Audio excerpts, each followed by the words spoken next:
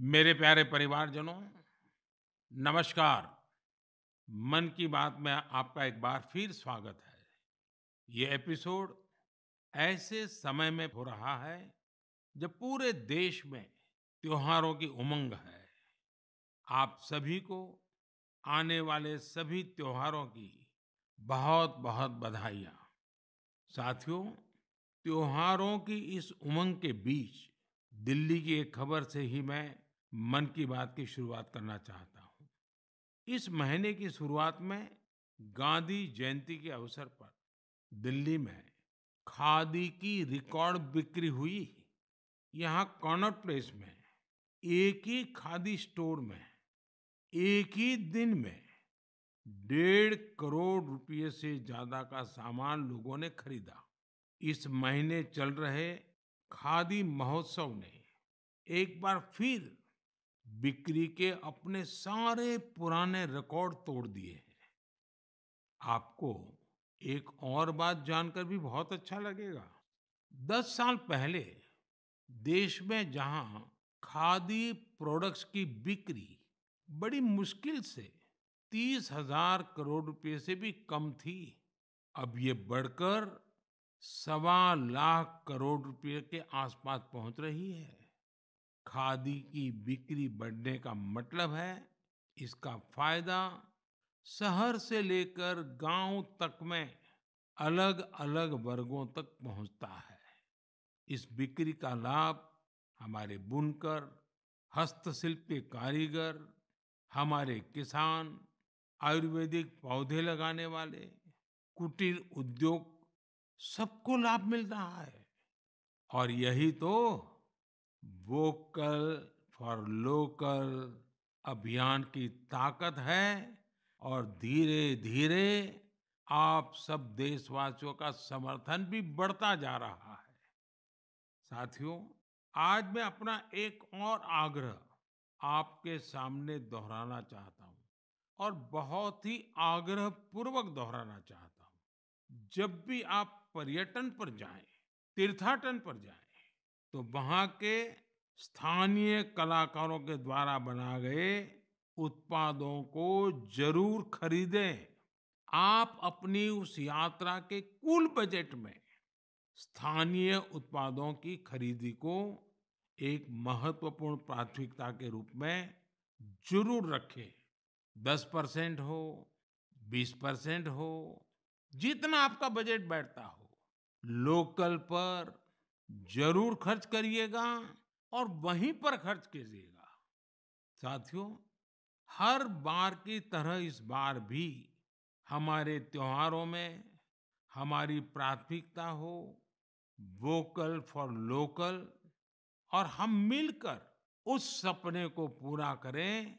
हमारा सपना है आत्मनिर्भर भारत। इस बार ऐसे प्रोडक्ट से ही घर को रोशन करें जिससे मेरे किसी देशवासी के पसीने की महक हो, मेरे देश के किसी युवा का टैलेंट हो, उसके बनने में मेरे देशवासियों को रोजगार मिला हो, रोजमर्रा की जिंदगी की कोई भी आवश्यकता हो, हम लोकल ही लेंगे। लेकिन आपको एक और बात पर गौर करना होगा।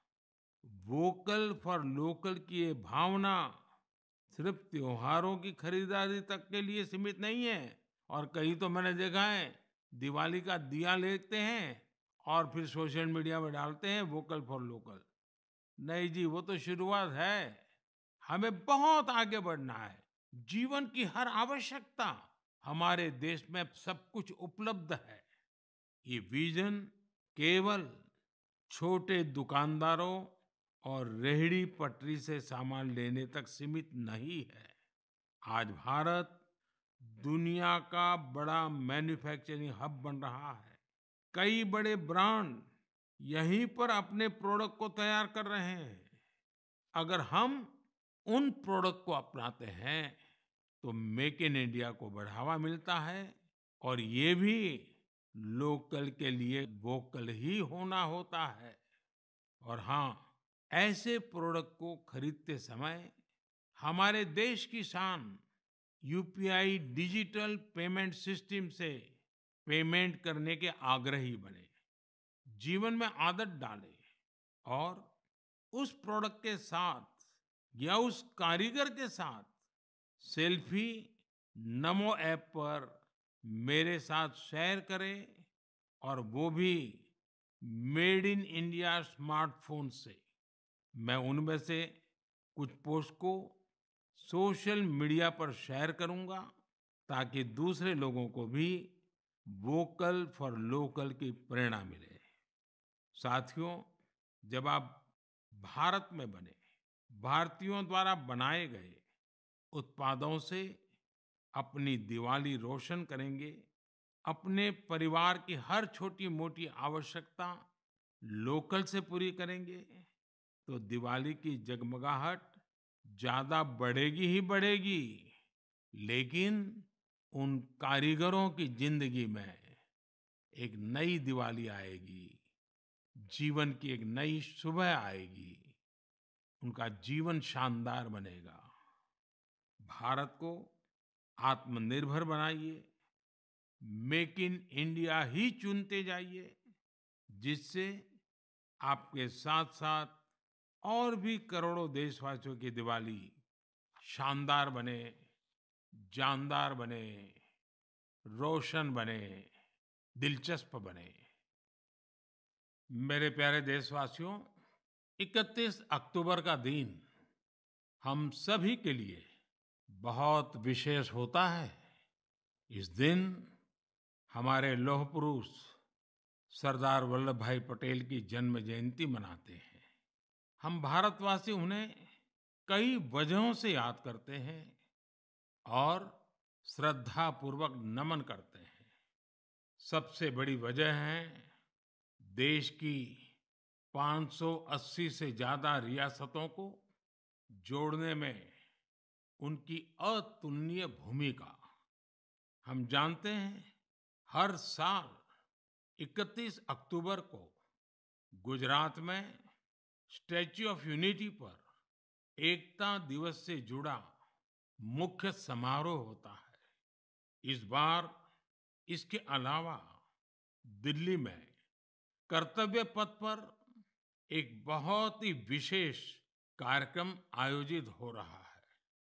आपको याद होगा, मैंने पिछले दिनों देश के हर गांव से, हर घर से मिट्टी संग्रह करने का आग्रह किया था। हर घर से मिट्टी संग्रह करने के बाद उसे कलश में रखा गया और फिर अमृत कलश यात्राएं निकाली गई। देश के कोने-कोने से एकत्रित की गई ये माटी, ये हजारों अमृत कलश यात्राएं अब दिल्ली पहुंच रही है। यहाँ दिल्ली में उस मिट्टी को एक विशाल भारत कलश में डाला जाएगा और इसी पवित्र मिट्टी से दिल्ली में अमृत वाटिका का निर्माण होगा। यह देश की राजधानी के हृदय में अमृत महोत्सव की भव्य विरासत के रूप में मौजूद रहेगी। 31 अक्टूबर को ही देश भर में पिछले 2.5 साल से चल रहे आजादी के अमृत महोत्सव का समापन होगा। आप सभी ने मिलकर इसे दुनिया में सबसे लंबे समय तक चलने वाले महोत्सव में से एक बना दिया। अपने सेनानियों का सम्मान हो या फिर हर घर तिरंगा, आजादी के अमृत महोत्सव में लोगों ने अपने स्थानीय इतिहास को एक नई पहचान दी है। इस दौरान सामुदायिक सेवा की भी अद्भुत मिसाल देखने को मिली है। साथियों, मैं आज आपको एक और खुशखबरी सुना रहा हूं, और विशेष करके मेरे नौजवान बेटे बेटियों को, जिनके दिलों में देश के लिए कुछ करने का जज्बा है, सपने हैं, संकल्प है। ये खुशखबरी देशवासियों के लिए तो है ही है। मेरे नौजवान साथियों, आपके लिए सविशेष है।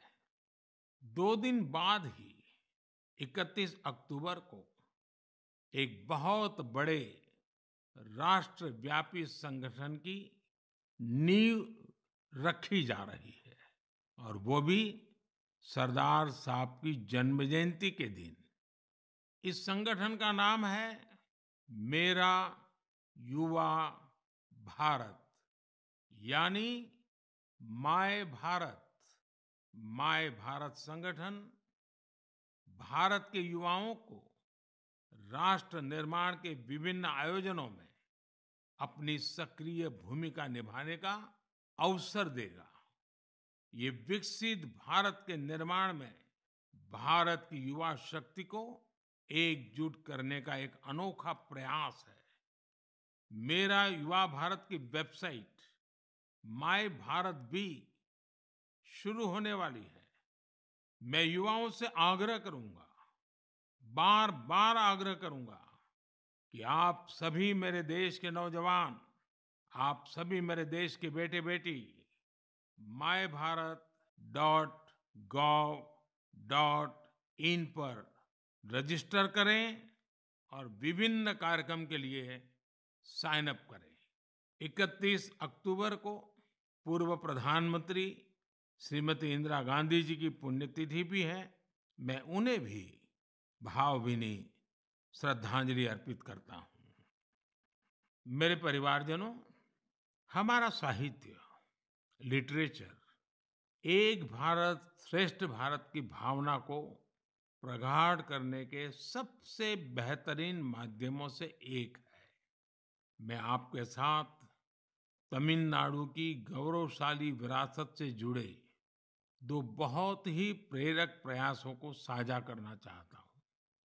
मुझे तमिल की प्रसिद्ध लेखिका बहन शिवशंकरी जी के बारे में जानने का अवसर मिला है।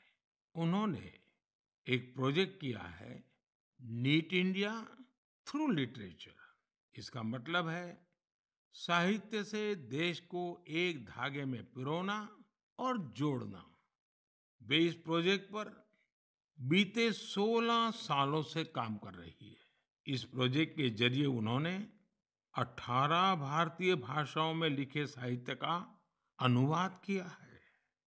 उन्होंने कई बार कन्याकुमारी से कश्मीर तक और इम्फाल से जैसलमेर तक देश भर में यात्राएं की, ताकि अलग-अलग राज्यों के लेखकों और कवियों के इंटरव्यू कर सके। शिवशंकरी जी ने अलग-अलग जगहों पर अपनी यात्रा की, ट्रैवल कमेंट्री के साथ उन्हें पब्लिश किया है। ये तमिल और अंग्रेजी दोनों भाषाओं में है। इस प्रोजेक्ट में 4 बड़े वॉल्यूम्स हैं और हर वॉल्यूम भारत के अलग-अलग हिस्से को समर्पित है। मुझे उनकी इस संकल्प शक्ति पर गर्व है। साथियों, कन्याकुमारी के थिरु ए.के. पेरुमल जी का काम भी बहुत प्रेरित करने वाला है। उन्होंने तमिलनाडु के ये जो स्टोरी टेलिंग ट्रेडिशन है, उसको संरक्षित करने का सराहनीय काम किया है। वे अपने इस मिशन में पिछले 40 सालों से जुटे हैं। इसके लिए वे तमिलनाडु के अलग-अलग हिस्सों में ट्रैवल करते हैं और फोक आर्ट फोरम्स को खोजकर उसे अपनी बुक का हिस्सा बनाते हैं। आपको जानकर आश्चर्य होगा कि उन्होंने अब तक ऐसी करीब 100 किताबें लिख डाली हैं। इसके अलावा पेरुमल जी का एक और भी पैशन है। तमिलनाडु के टेम्पल कल्चर के बारे में रिसर्च करना उन्हें बहुत पसंद है।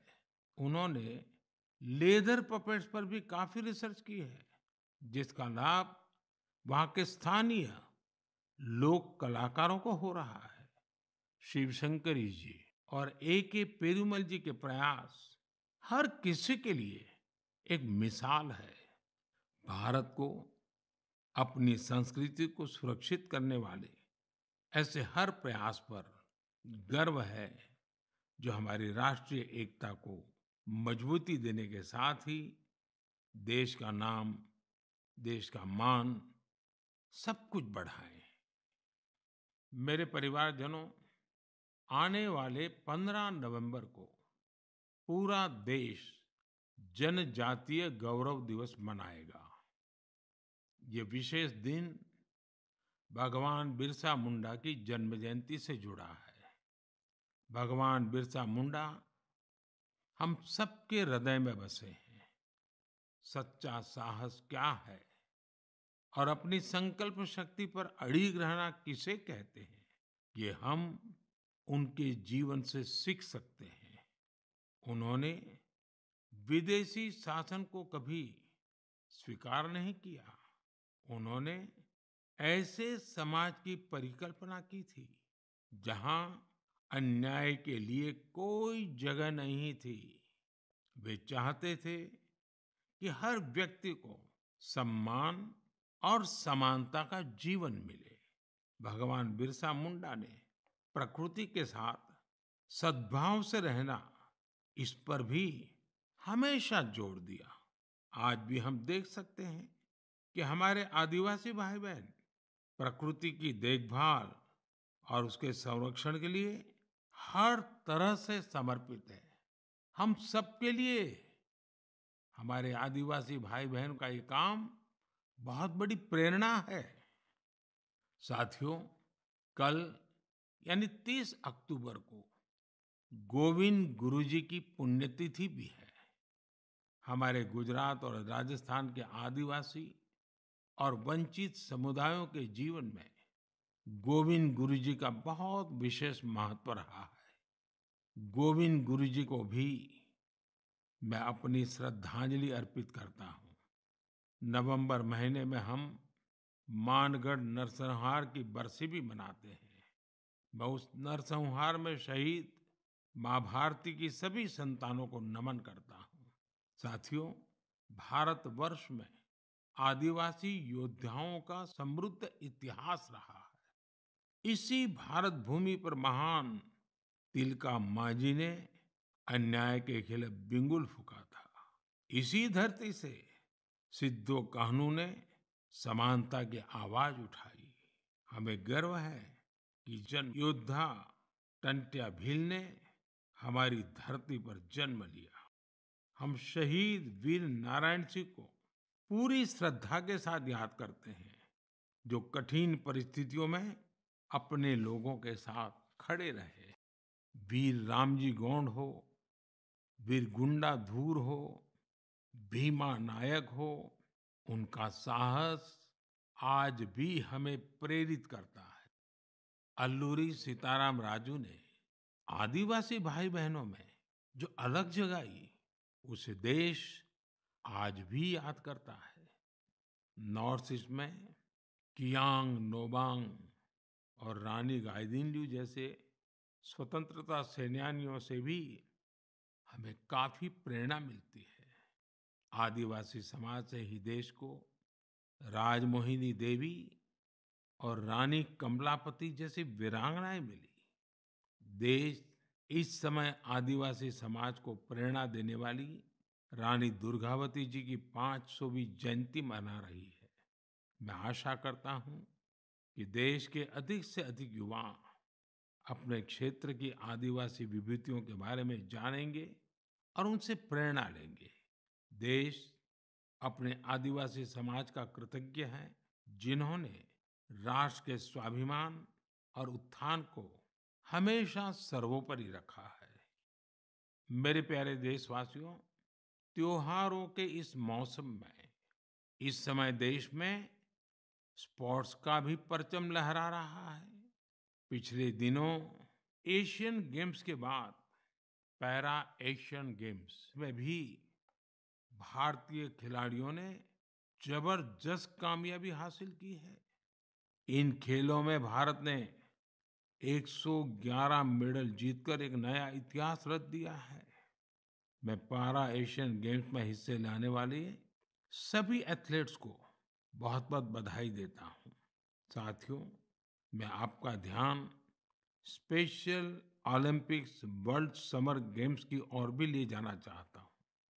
इसका आयोजन बर्लिन में हुआ था। ये प्रतियोगिता हमारे इंटेलेक्चुअल डिसेबिलिटीज वाले एथलीटों की अद्भुत क्षमता को सामने लाती है। इस प्रतियोगिता में भारतीय दल ने 75 गोल्ड मेडल सहित 200 पदक जीते। रोलर स्केटिंग हो, बीच वॉलीबॉल हो, फुटबॉल हो या लोन टेनिस, भारतीय खिलाड़ियों ने मेडल्स की झड़ी लगा दी। इन पदक विजेताओं की लाइफ जर्नी काफी इंस्पायरिंग रही है। हरियाणा के रणवीर सैनी ने गोल्फ में गोल्ड मेडल जीता है। बचपन से ही ऑटिज्म से जूझ रहे रणवीर के लिए कोई भी चुनौती गोल्फ को लेकर उनके जुनून को कम नहीं कर पाई। उनकी माँ तो यहाँ तक कहती हैं कि रणवीर की वजह से परिवार में आज सब गोल्फर बन गए हैं। पुडुचेरी के 16 साल के टी विशाल ने 4 मेडल जीते। गोवा की सिया सरोदे ने पावर लिफ्टिंग में 2 गोल्ड मेडल सहित 4 पदक अपने नाम किए। 9 साल की उम्र में अपनी माँ को खोने के बाद भी उन्होंने खुद को निराश नहीं होने दिया। छत्तीसगढ़ के दुर्ग के रहने वाले अनुराग प्रसाद ने पावर लिफ्टिंग में 3 गोल्ड और 1 सिल्वर मेडल जीता है। ऐसी ही प्रेरक गाथा झारखंड के इंदु प्रकाश की है, जिन्होंने साइकिलिंग में 2 मेडल जीते हैं।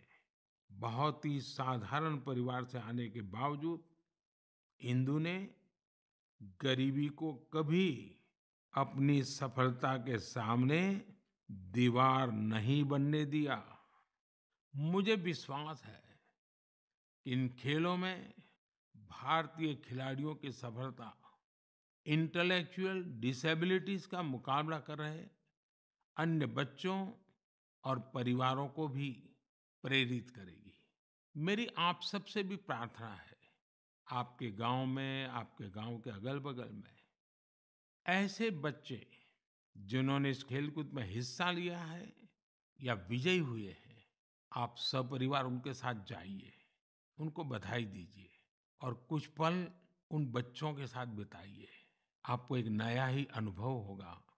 परमात्मा ने उनके अंदर ऐसी एक शक्ति भरी है, आपको भी उसके दर्शन का मौका मिलेगा। जरूर जाइएगा।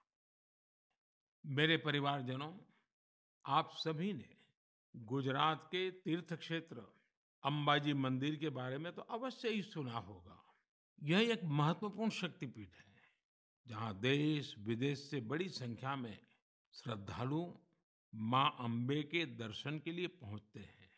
यहाँ गब्बर पर्वत के रास्ते में आपको विभिन्न प्रकार की योग मुद्राओं और आसनों की प्रतिमाएं दिखाई देगी।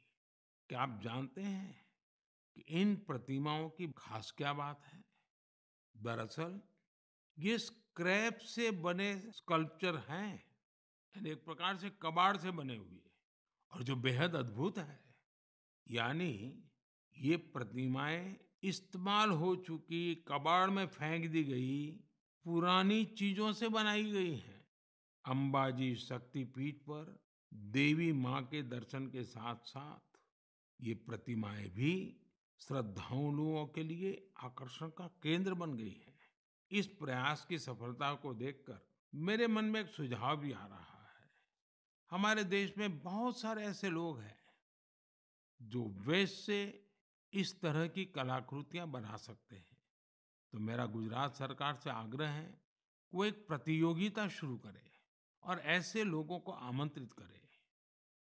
ये प्रयास गब्बर पर्वत का आकर्षण बढ़ाने के साथ ही पूरे देश में वेस्ट टू वेल्थ अभियान के लिए लोगों को प्रेरित करेगा। साथियों, जब भी स्वच्छ भारत और वेस्ट टू वेल्थ की बात आती है, तो हमें देश के कोने-कोने से अनगिनत उदाहरण देखने को मिलते हैं। असम के कामरूप मेट्रोपॉलिटन डिस्ट्रिक्ट में अक्षर फोरम इस नाम का एक स्कूल बच्चों में सस्टेनेबल डेवलपमेंट की भावना भरने का, संस्कार का एक निरंतर काम कर रहा है। यहाँ पढ़ने वाले विद्यार्थी हर हफ्ते प्लास्टिक वेस्ट जमा करते हैं, जिसका उपयोग इको फ्रेंडली ईंटें और चाबी की चेन जैसे सामान बनाने में होता है। यहाँ स्टूडेंट्स को रिसाइकलिंग और प्लास्टिक वेस्ट से प्रोडक्ट बनाना भी सिखाया जाता है। कम आयु में ही पर्यावरण के प्रति ये जागरूकता इन बच्चों को देश का एक कर्तव्यनिष्ठ नागरिक बनाने में बहुत मदद करेगी। मेरे परिवारजनों, आज जीवन का कोई ऐसा क्षेत्र नहीं जहां हमें नारी शक्ति का सामर्थ्य देखने को नहीं मिल रहा हो। इस दौर में जब हर तरफ उनकी उपलब्धियों को सराहा जा रहा है, तो हमें भक्ति की शक्ति को दिखाने वाली एक ऐसी महिला संत को भी याद रखना है, जिसका नाम इतिहास के सुनहरे पन्नों में दर्ज है। देश इस वर्ष महान संत मीराबाई की 525वीं जन्म जयंती मना रहा है। वो देश भर के लोगों के लिए कई वजहों से एक प्रेरणा शक्ति रही है। अगर किसी की संगीत में रुचि हो, तो वो संगीत के प्रति समर्पण का बड़ा उदाहरण ही है। अगर कोई कविताओं का प्रेमी हो, तो भक्ति रस में डूबे मीराबाई के भजन उसे अलग ही आनंद देते हैं। अगर कोई दैवीय शक्ति में विश्वास रखता हो, तो मीराबाई का श्री कृष्ण में लीन हो जाना उसके लिए एक बड़ी प्रेरणा बन सकता है। मीराबाई संत रविदास को अपना गुरु मानती थी। वो कहती भी थी, गुरु मिलिया रैदास दीनी ज्ञान की गुटकी। देश की माताओं, बहनों और बेटियों के लिए मीराबाई आज भी प्रेरणा पुंज है। उस कालखंड में भी उन्होंने अपने भीतर की आवाज को ही सुना और रूढ़िवादी धारणाओं के खिलाफ खड़ी हुई। एक संत के रूप में भी वे हम सबको प्रेरित करती है। वे भारतीय समाज और संस्कृति को तब सशक्त करने के लिए आगे आई, जब देश कई प्रकार के हमले झेल रहा था। सरलता और सादगी में कितनी शक्ति होती है, ये हमें मीराबाई के जीवन काल से पता चलता है। मैं संत मीराबाई को नमन करता हूँ। मेरे प्यारे परिवारजनों, इस बार मन की बात में इतना ही। आप सबके साथ होने वाला हर संवाद मुझे नई ऊर्जा से भर देता है। आपके संदेशों में उम्मीद और पॉजिटिविटी से जुड़ी सैकड़ों गाथाएं मुझ तक पहुंचती रहती है। मेरा फिर से आपसे आग्रह है, आत्मनिर्भर भारत अभियान पर बल दें, स्थानीय उत्पाद खरीदें, लोकल के लिए वोकल बने। जैसे आप अपने घरों को स्वच्छ रखते हैं, वैसे ही अपने मोहल्ले और शहर को स्वच्छ रखें। और आपको पता है, 31 अक्टूबर सरदार साहब की जयंती देश एकता के दिवस के रूप में मनाती है। देश के अनेक स्थानों पर रन फॉर यूनिटी के कार्यक्रम होते हैं। आप भी 31 अक्टूबर को रन फॉर यूनिटी के कार्यक्रम को आयोजित करें। बहुत बड़ी मात्रा में आप भी जुड़े, एकता के संकल्प को मजबूत करें। एक बार फिर मैं आने वाले त्योहारों के लिए अनेक अनेक शुभकामनाएं देता हूं। आप सभी परिवार समेत खुशियां मनाएं, स्वस्थ रहें, आनंद में रहें, यही मेरी कामना है। और हाँ, दिवाली के समय कहीं ऐसी गलती ना हो जाए कि कहीं आग की कोई घटनाएं हो जाए। किसी के जीवन को खतरा हो जाए तो आप जरूर संभालिए, खुद को भी संभालिए और पूरे क्षेत्र को भी संभालिए। बहुत बहुत शुभकामनाएं। बहुत बहुत धन्यवाद।